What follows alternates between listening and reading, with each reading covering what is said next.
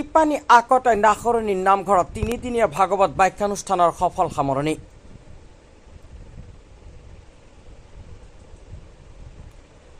ভাওনা প্ৰদৰ্শন, কেইবাগৰাকী ব্যাখ্যাকাৰৰ অংশগ্ৰহণ।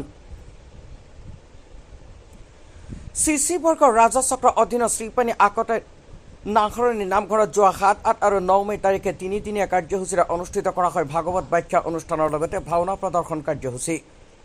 প্ৰথম দিনাৰ আনুষংগিক কাৰ্যসূচীসমূহৰ অন্তত ৰাইজৰ মাজত ভাগৱত ব্যাখ্যা আগবঢ়াই ব্যাখ্যাকাৰ যুগত বনিয়াই। দ্বিতীয় দিনা ব্যাখ্যাকাৰ হিচাপে অংশগ্ৰহণ কৰে মাধুৰ্য বৰাই। তৃতীয় দিনাও আমন্ত্ৰিত ব্যাখ্যাকাৰৰ দ্বাৰা ভাগৱত ব্যাখ্যাৰ অন্তত নিশালৈ নৃসিংহ মুৰাৰী ভাওনা প্ৰদৰ্শন কৰা হয় আৰু কালি পুৱা তিনিদিনীয়া অনুষ্ঠানৰ সফল সামৰণি পৰে। অনুষ্ঠানত জিলাভিত্তিক দিক্ষানামৰ প্ৰতিযোগিতাও অনুষ্ঠিত কৰা হয়। তিনিটা দিনেই হৰিনামৰ ধ্বনিত মুখৰিত হৈ থাকে সমগ্ৰ আকতাই নাখৰণী অঞ্চল।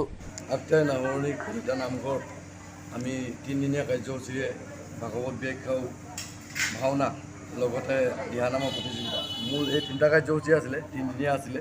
প্ৰথম দিনা কাৰ্যসূচীত আছিলে আমাৰ ভাগৱত ব্যাখ্যা বা অন্যান্য কাৰ্যসূচীৰ লগতে ভাগৱত ব্যাখ্যা মূল অনুষ্ঠান আছিলে। ভাগৱত ব্যাখ্যাত ব্যাখ্যাকক আছিলে সন্মানীয় জগত বনিয়াদেৱ। তেখেতৰ ব্যাখ্যা ৰাইজে যথেষ্ট আলোকিত হ'ল। ইয়াৰ পিছত দ্বিতীয় দিনা কাৰ্যসূচীত আমাৰ মাজত উপস্থিত হৈছিলে সুদূৰ যোৰহাটৰ মাধুৰ্য বৰাদেৱ। তেখেতেও আমাক এই নাম প্ৰসংগৰ অন্তত তেখেতে যি ভক্তিৰ ৰস বিলালে তাতো ভক্তসকল বৈষ্ণৱসকল আলোকিত হৈছে। এতিয়া শেষৰ অন্তিমটো দিন কালিলৈ আমাৰ দিনত আজি সন্ধিয়া আকৌ দিহানামৰ প্ৰতিযোগিতা আছে। ইয়াৰ পিছতে একেবাৰে অন্তিম দিনটোত আমাৰ ভাগৱত ব্যাখ্যা নাম প্ৰসংগ আৰু ভাওনা। তাতে ভাগৱত ব্যাখ্যা কৰিব আমাৰ সন্মানীয় ডিব্ৰুগড়ৰ সন্মানীয় বৈষ্ণৱ শ্যাম কলিতাদেৱ আৰু ৰাতিলৈ নৃসিংহ মুৰাৰী ভাওনা উপস্থাপন কৰা হ'ব। ৰাইজৰ যথেষ্ট সঁহাৰি পাইছোঁ।